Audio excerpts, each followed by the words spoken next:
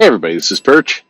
Here's it's a mail, it's a follow-up, but it's a completely different answer than the answer in the mail that this is in theory a follow-up to. You'll see what I mean. Anyway, let's read the mail. It says, "Hey Perch, I have a question after listening to your video about why do people hate Vita.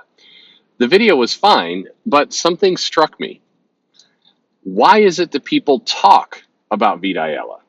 Your point was that Vita's not in a lot of books, and there's this perception that there's a perception that Vita is getting more books than they. All right, sentence got all garbled. But perception basically Vita is getting books without deserving them. Is what you're saying here. That's fine. So why is it that so many people talk about Vita?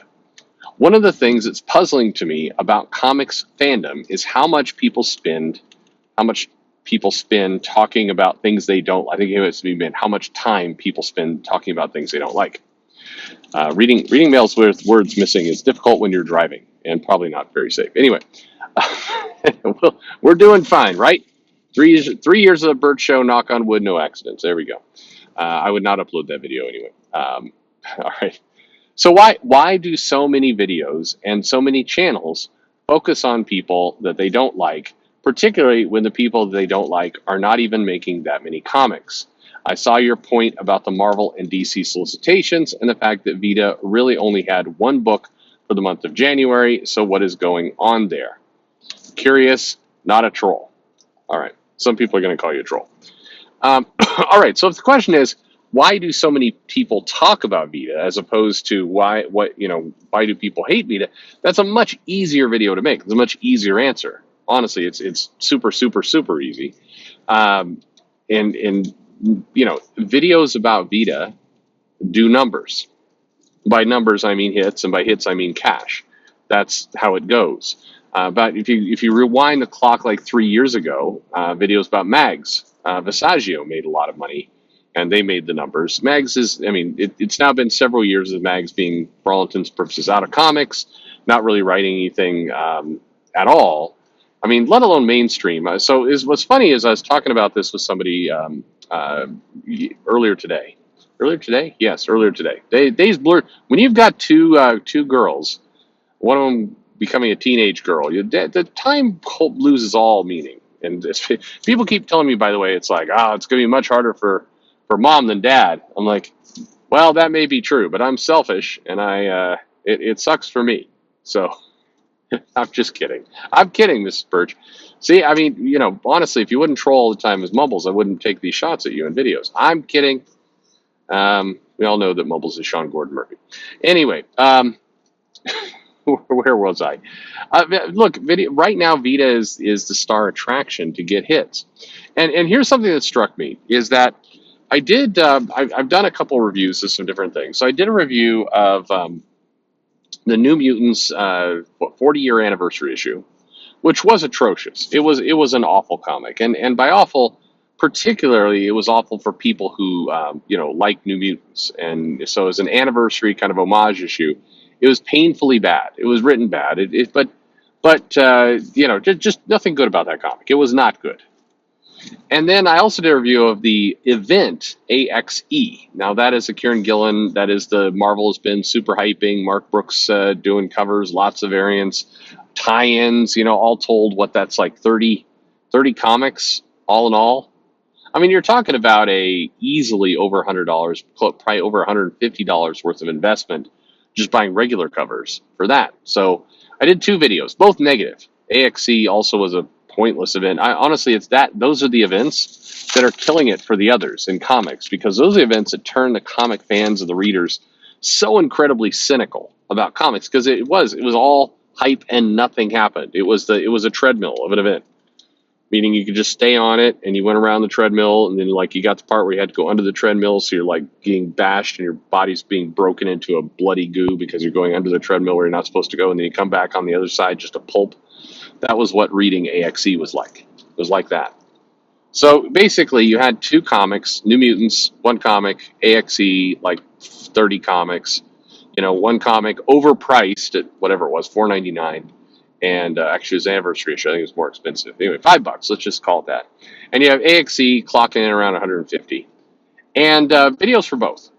Now, you would think because AXE was more heavily promoted, there was lots more issues, it was an event that ran several months, you would think that that video would get more hits. But au contraire, the New Mutants video got way more hits, even though the New Mutants, both the sales and the readership and all parts of that comic are almost as close to irrelevant for the big two as it gets. See, because here's the thing: I love New Mutants as a series. I like the legacy. I like the lore. I like all that.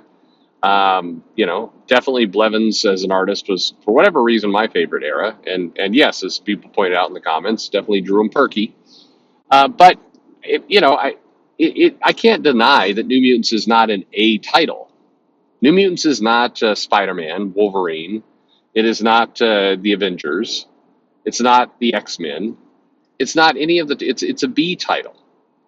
Now, when Rob Liefeld was on it, and he was becoming a superstar, it briefly kind of was elevated, but it was quickly made into X-Force. But New Mutants is not a main title. Any more that if you were over in DC land, Nubia, which was a Vita book, was a main title. Nubia was a C title, B title. Nubia is not Batman, Superman, Flash, Green Lantern, Justice League, on and on it goes. Nubia is not intended to be that. It isn't that. And but despite that, the New Mutants video got way more hits, way more. And it's not just me. You go to anybody's channel, and you will see the same story play out. Vita is a moneymaker for YouTube people. Weirdly, not so much for the comics, but Vita is also not put on, A titles. I mean, and so I'm not pointing this out like anybody has to stop or change or do anything different. That's not the point of that. I mean, I'm basically answering the question: why do people make those? Because they're guaranteed more money. If you're thinking critical, right? You're Wes over there. I like Wes. Wes is doing it. Wes is building his channel up, making money off his channel. If you're Wes and you see that talking about Vita is going to get you guaranteed 5,000, hits on the video, or you can talk about Jim Zub. No offense, Jim. I love Jim Zub's books right now, but Jim's going to give you like 750. It's going to be nowhere close. I got a lot of hits for my Mark Miller video. This is a creator I deeply admire, love, think he does great work, everything else. I guarantee you, I do a Vita interview video, it's doubling that thing. Easily. Vita is YouTube gold. Maybe the tragedy in all this is that Marvel and DC haven't figured out how to translate that gold into comic book sales, but that's a video for another time. But that's why. But here's the thing, it's a cycle. So Vita's on video's on the way out. So just like Mags before Vita is we've got maybe another 6 months, maybe squeezing blood out of that Vita stone, and then we're going to be moving on to the next person. So who will be the next person? There's a couple of good candidates out there, some up and comers, Stephanie Williamson, definitely. There's a candidate. I think Nadia Shamas, maybe. Joe Glass, if he ever gets a big 2 book, maybe that one. Who else? Who's are some other people who are, the writer they have on New Mutants now. Some people are trying, but that writer's clearly not sticking around. That writer, I think, does YA books or does other things. They're not hanging out long term.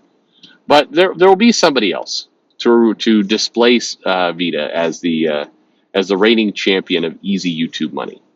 But for now, there you go. By the way, again, don't misunderstand what I'm saying. There is that other video. The other video asked, why do people dislike Vita? I still stand by those things. There's Vita got a lot of books in a short amount of time. People found that unfair. Vita's social media presence is toxic by and large. So I mean, legitimate reasons. This isn't me saying anybody's being miscategorized. I'm just saying if you're doing YouTube videos, you kind of fall into one of two camps. Either they're trying to get subs, make money, build prestige, make yourself a business. That's camp one. That's camp number one. And there's camp number two. You're an idiot who is too bored to listen to the car radio on the drive home, and so makes videos. And that second camp is a lonely camp. lonely, pathetic, tired, dumb camp. But that's basically what's going on. So there you have it. That's what goes. But I'll leave you with this. And it's again, it's not to say you should do something differently. You shouldn't complain about stuff. Nothing like that. It's this little point. This was made earlier in the day, and it's a good one. Um, if you look at the main books, if you look at the Wonder Woman, Superman, Batman, and you look at and over in Marvel Land, you look at X-Men, you look at Jerry Duggan on X-Men, Jason Aaron on Avengers, Zeb Wells on Spider-Man. You look at the main books. The thing you consistently don't see in any of the main books is Vita or Mags or Danny Lore or a lot of these. You don't see them in the main books.